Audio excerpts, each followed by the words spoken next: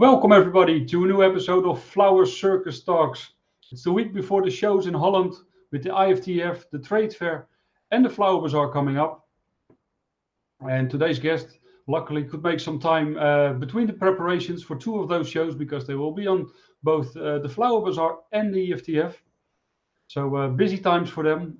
Today's guest, Huib van Veen from Four Seasons Quality, famous for their beautiful roses from Ecuador. He's going to tell all about it, about the whole history, how he started working with it and everything. So let's quickly go to the interview. But before we go to the interview, I would ask you to like and subscribe on our social media channels so you don't miss anything. The upcoming Flower Circus Talks and all the beautiful inspiration our flower magicians made. So with that said, let's go to the interview.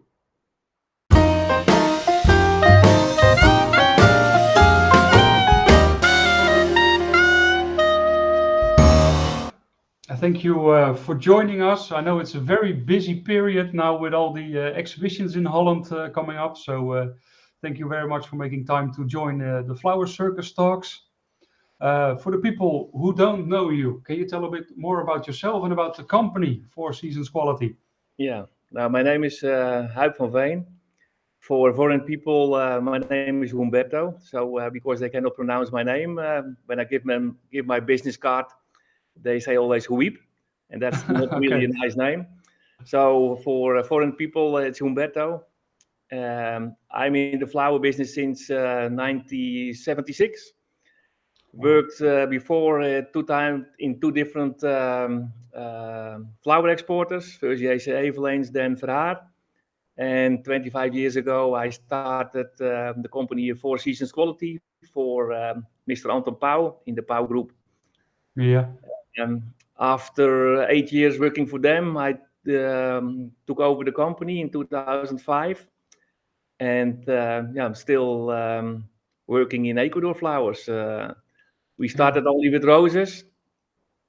And since the last 2-3 years, maybe a little bit more, 4 or 5 years, we start with gypso, we do the limonium, we do statis, hydrangeas, so hypericum.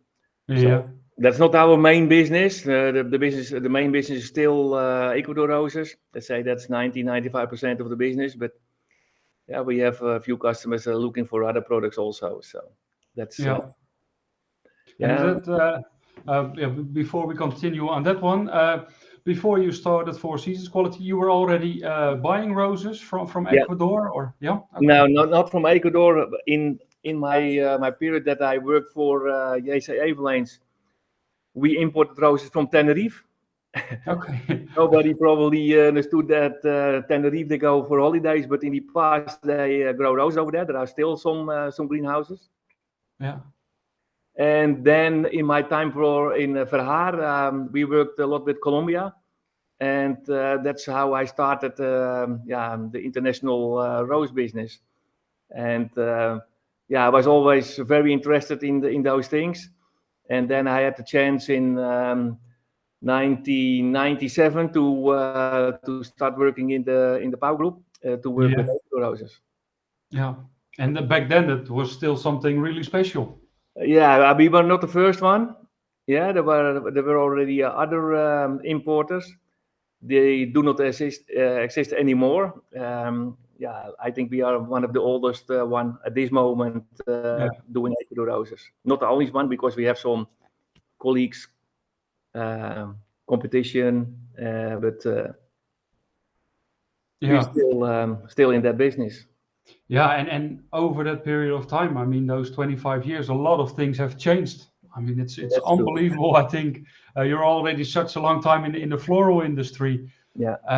What are the biggest changes in that period, as you see it? For the biggest changes is 25 years ago, you could sell flowers during the winter time, and in the summertime, nobody took your flowers because, let's say, when you were lucky, they took it till Mother's Day, and then in the months of June, July, August, they didn't need you anymore. And then in September they come and they called you. Yeah, we are interested in Ecuador roses, and and that changed a lot. Even the last years, in the Corona year and this year, the summer is even one of the best periods of flowers because of weddings and all those things. Yeah. Yeah. And does it also has to do? I mean, 25 years ago, around Aalsmeer, there were not all the growers were rose growers, but there were a lot of rose growers in Holland still. But there's a few big ones left, but that's it. Yeah, that's true. But yeah, you have let's say the main business roses come from Kenya and from Ecuador. I think. Yeah, and in Colombia they grow also a lot of roses, but they go mainly to the US or to the UK. Yeah, that's what we hear now as well. Not rumors because it's true, but big companies, big packers, big supermarkets are buying companies or growers in Ecuador, in Colombia. Yeah. So a lot of those roses and other flowers go directly to the US. Does it influence your business at the moment, getting flowers from Ecuador? At the moment, no, but you never know what's happening. A few of our customers, our suppliers, are bought by the Elite Group, and they still supply us, and they promise us that they will supply us also in the future. The good thing I think with this, because I see it as an advantage, is that they do not buy the best growers. Yeah, because the best growers they make money and they do not sell the facilities. They buy, let's say, a little bit of lower range, and the Elite Group they invest in those farms, so the flower is getting better and it's more professional. So and on the other hand, I see it when those really big groups as Elite and Passion and all those other big companies, they are totally focused on supermarkets and not on the wholesale market as we do. And I think they are too big to serve the European wholesale market on the way as we do. So I see it more as an advantage than a disadvantage. Yeah. Is it something that you see in Europe as well, that they supply supermarkets, and not all are the same, of course, but that they just say, okay, we want a mix with 5 colors, and while the wholesale is looking more for variety specific, so that let's say 25 years ago, when somebody ordered red roses, you could give them 3 different varieties. Yeah. And now they order a specific variety, and when you don't have it, even when you do not have that length, you have to call them and say, okay, it's different than you ordered. It's not a 60, it's a 50, or we do not have a certain white, but we have another one. You have to discuss with them, even when it's for 40 stems.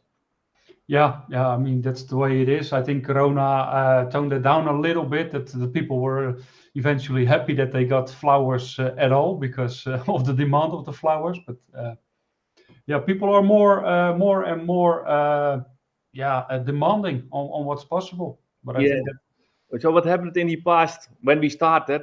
We imported, let's say, 20, 25 different varieties. And at this moment, we have, I think, 250 varieties. Wow. Yeah? And at that time, we said, okay, we put 100 stems in a bucket, and that's how you have to buy it. Yeah. And exporters at that time, they bought it for their stock. And that's not happening anymore with all the digital things and internet.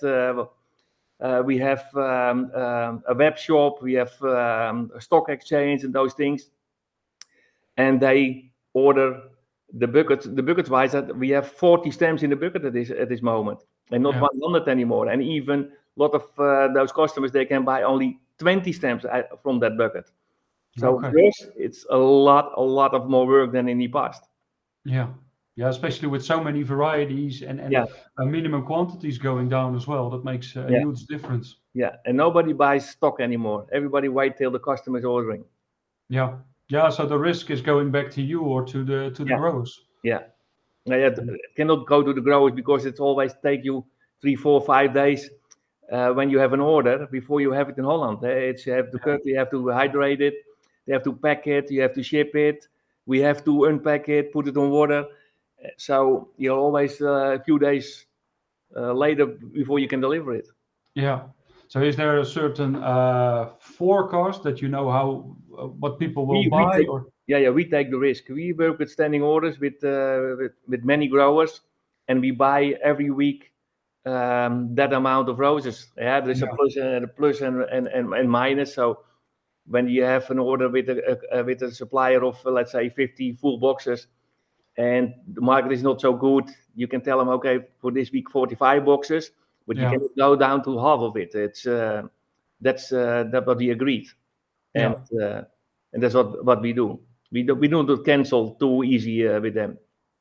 I think that's the way to go. Although sometimes periods will be very difficult, but now with the transport or the air freight being immensely difficult, if you can say, okay, we've got a daily shipment of this volume, I think then you're a trustworthy company as well for the freighters there. Yeah, but that make no difference. I think we do already for all those years with the same companies we work with for transport, and there are huge delays now, or we have more boxes than they can have. So that's no, that's not really okay. No, in the past it was. Then you made your agreements with Martinair or KLM directly, and now it's going via your cargo agent in Ecuador. Yeah. So still there's a lot of problems getting your flowers all over the world. Yeah, still. Yeah, even to we have also customers we sell directly to the US, to New York. And also in New York to the US, it's a problem. It's everywhere. It's unbelievable because you're working closely with New York, but I also saw I think it was Singapore or Hong Kong. We have customers directly in New York, in Hong Kong, Jakarta, Vietnam, Australia. So but that's done by our Quito office. I mean, that's great. I mean, then in Quito and Australia, it's easier time-wise as well to call each other. But that's also for the New York customer. So and like you said already, it's mostly roses. That's how you started as well. You have a lot of varieties. Do you work together with breeders as well, or how do you see it? On my trips, when in the past I went always 5 times, 6 times a year to Ecuador, and always one of two of those trips, I visited all the breeders, looking for new varieties, recommend new varieties to growers.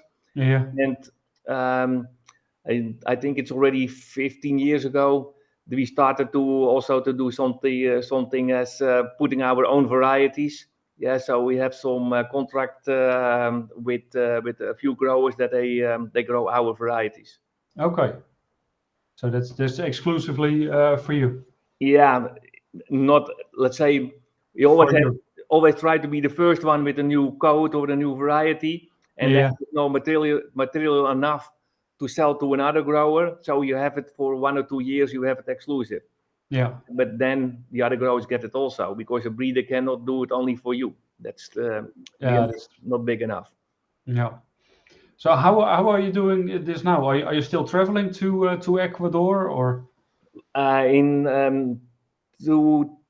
In 20 I went only with Valentine, and then you get the corona, and I didn't travel till last June. And June I went to Ecuador again for 2 weeks, and my next trip is in December.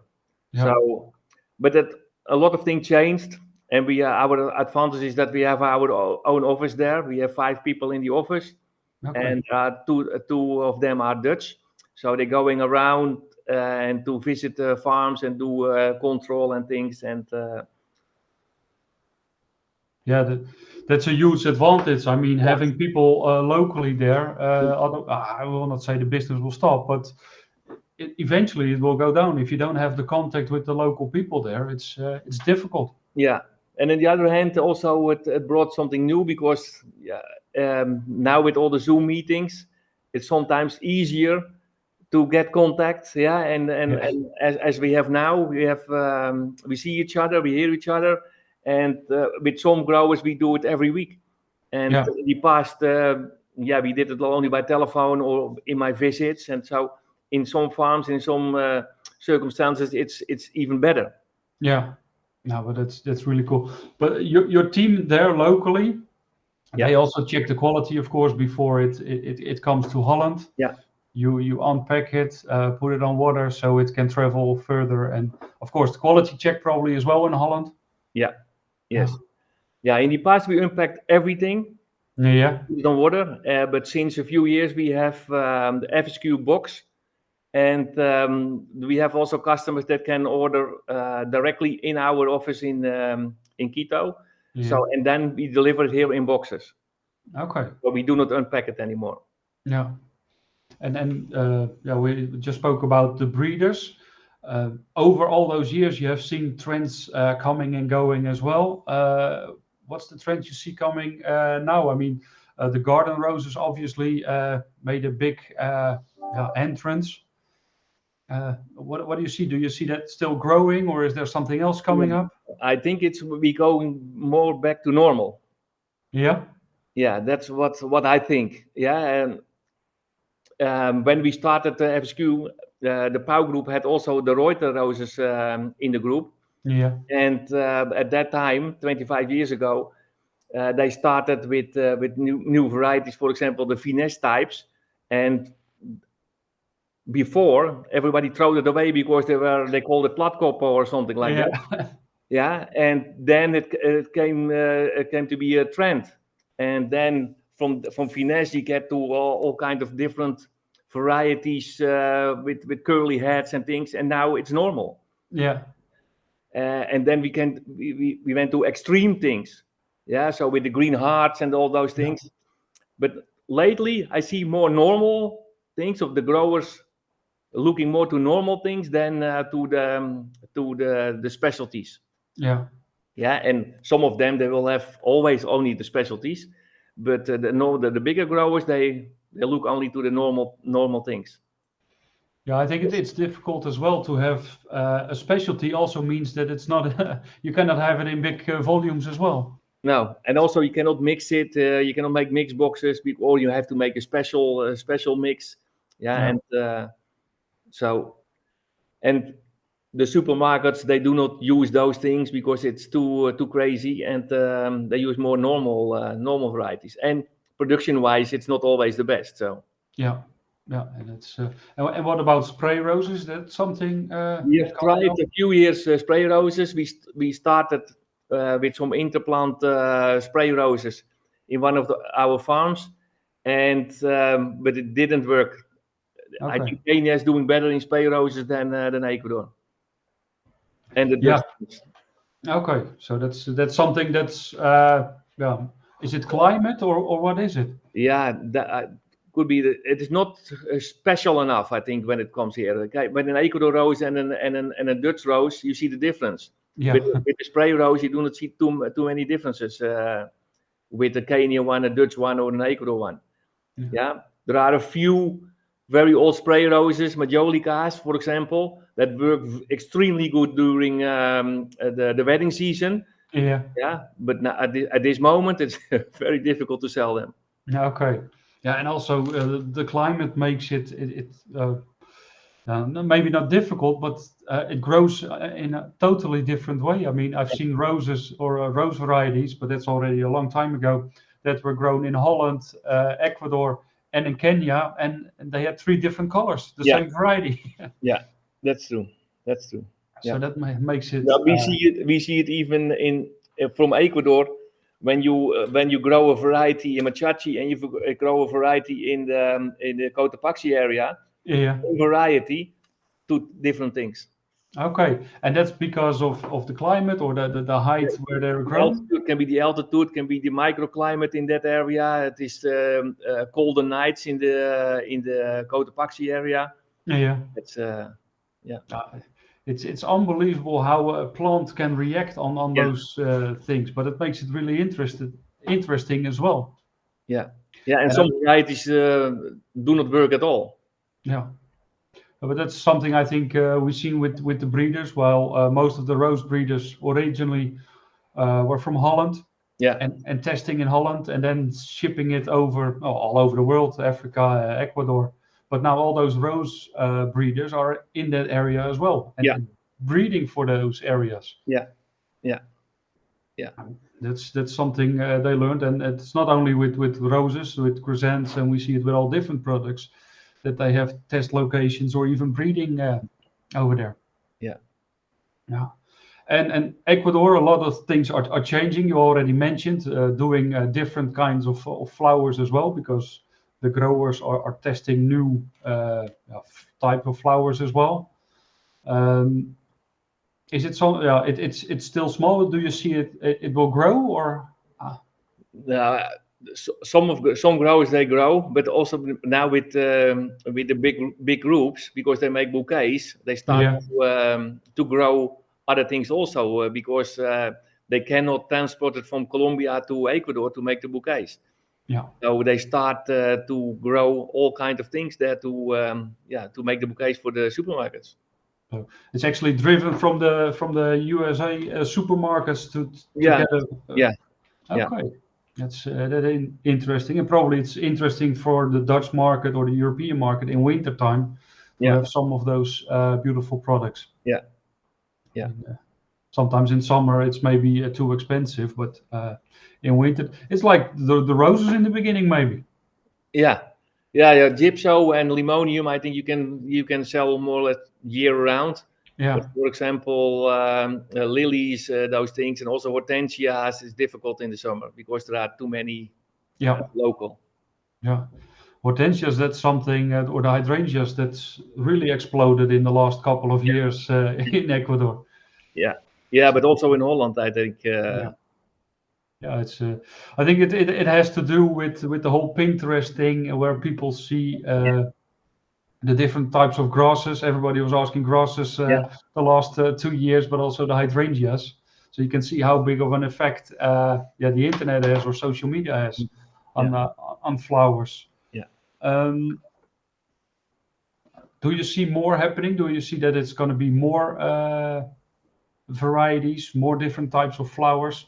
Well, the supermarkets are asking for it, or do you think it will still be the main thing will be roses?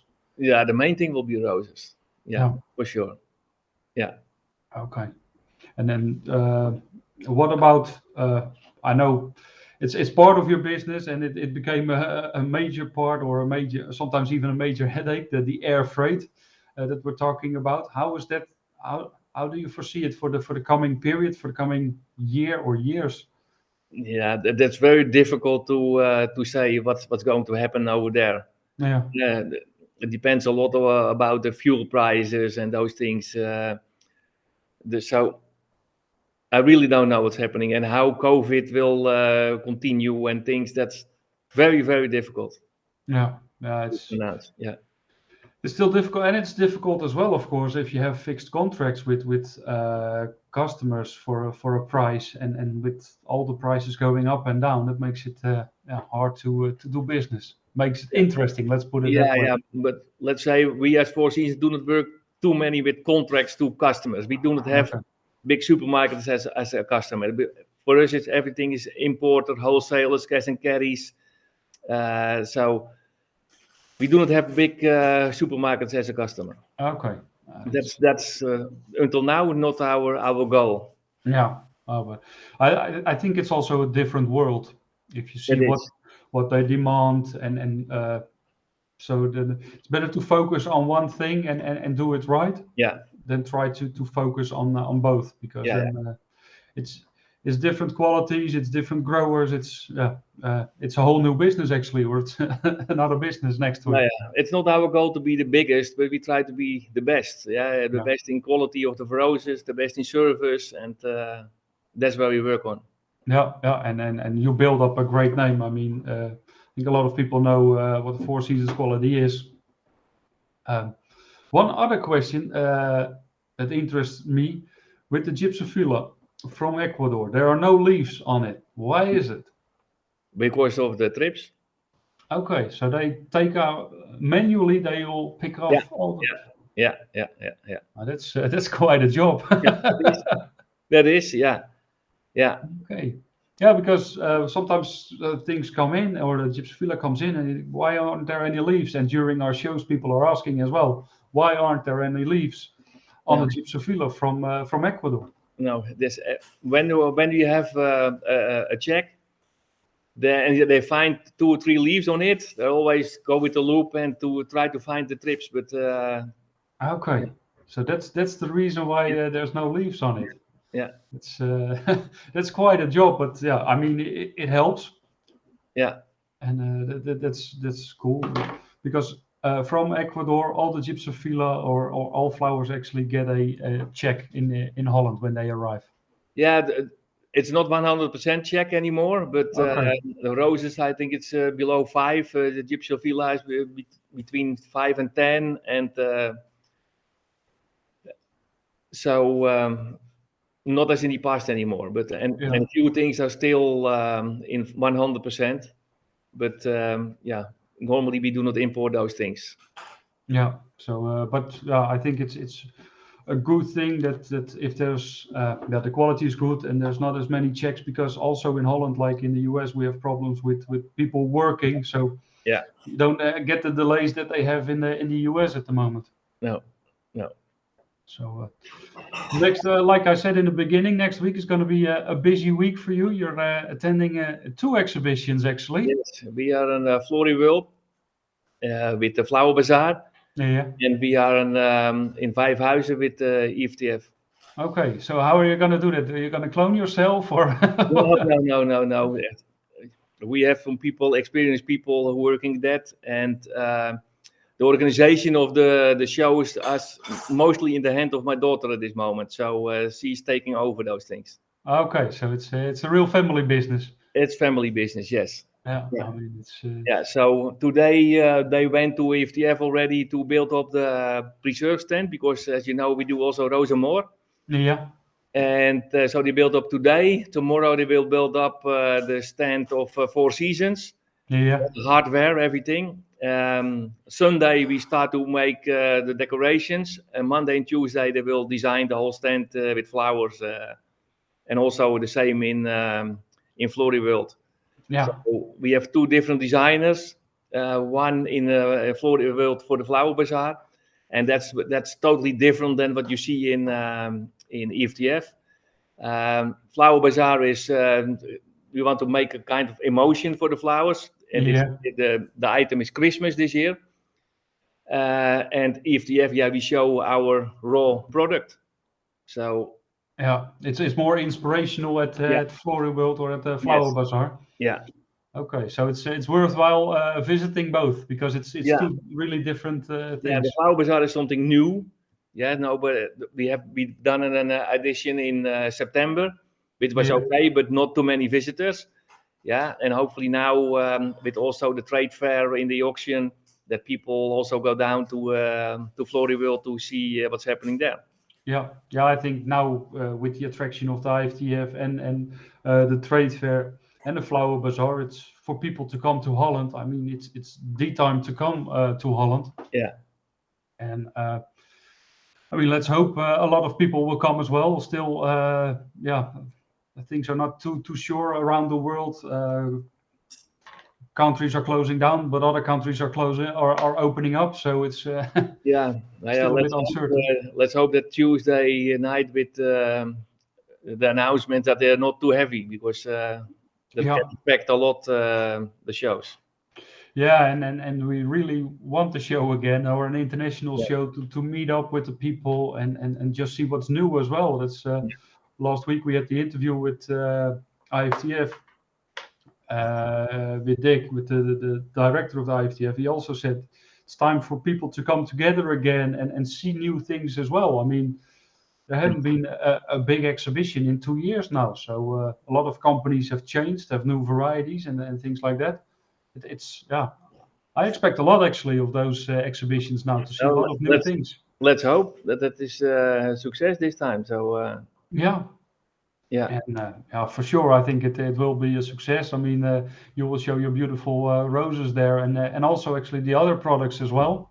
yeah. But we downgrade a little bit the EFTF because in the Yeah, past we also make very nice arrangements and the big designs and those things.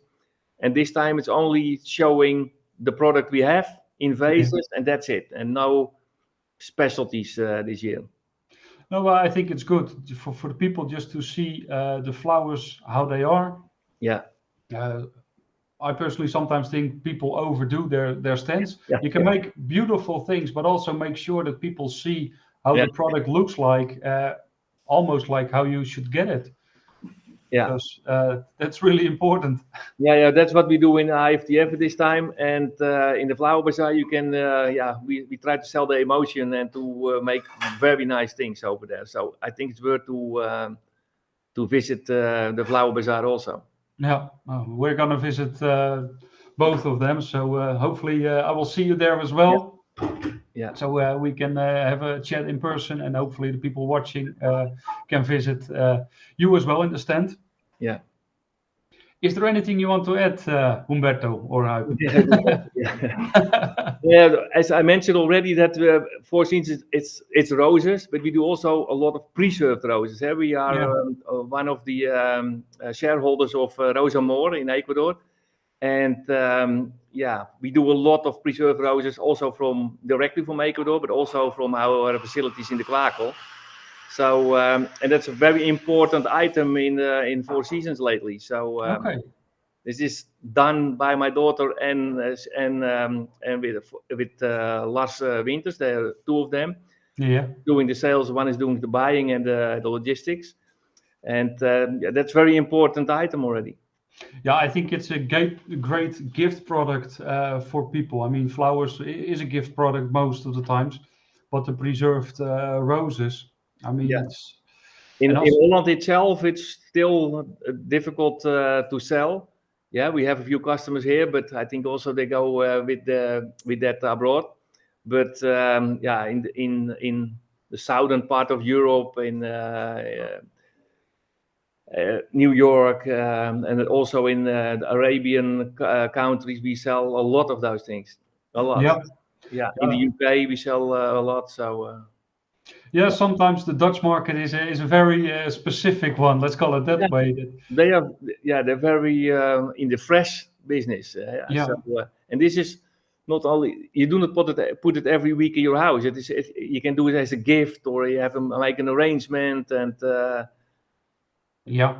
even heard yesterday. We will show also in the FlowerBazar what you can do with it. We did it also in the last edition of the FlowerBazar. Also, not me, but our arranger made very nice arrangement together with the Heine company, the Delft Blauw vases. Yeah, they were really nice. I think my daughter have sent you pictures about that. Yeah, I'll show some pictures now so people can see it. It was really beautiful and stylishly done as well. Yeah, that we will show on IFTF this time. Okay. The Heine vases with preserved. Okay, that's really cool, and especially I think for florists just to have a corner with preserved roses. Yeah, it's such an easy gift, and pack it and that's it. I mean, it's not like you're buying fresh flowers and you need to sell it within a few days.